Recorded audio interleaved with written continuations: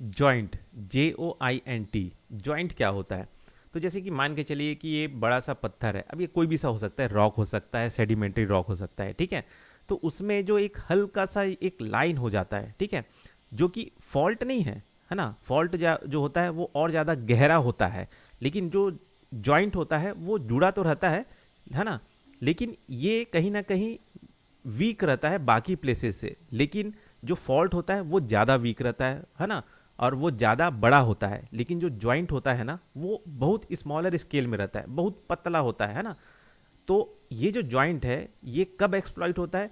जब मान के चलिए कि इस पत्थर में जब वेदरिंग प्रोसेस होगा, है ना। वेदरिंग प्रोसेस मतलब ये पत्थर को ये किसी से, हवा से, पानी से, ग्लेशियर से घिसा जा रहा है, घिसा जा रहा है।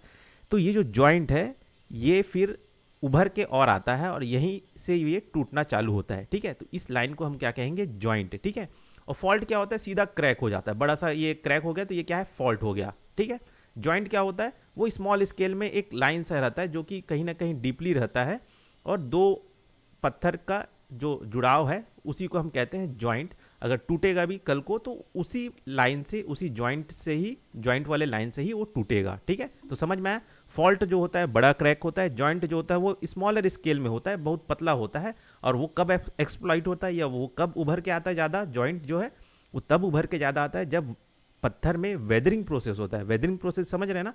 जब उसमें हवा चल रहा है, घर्षण हो रहा है, इरोजन हो रहा है, पानी बह रहा है तो उसकी वजह से इरोजन हो रहा है, सैंड इरोजन हो रहा है, ग्लेशियर से मेल्ट हो रहा है, पिघल रहा है, तो हो रहा है, तो वो जो जॉइंट है वो धीरे से फिर बढ़ने लग जाता है, ठीक। तो ये होता है जॉइंट, है ना।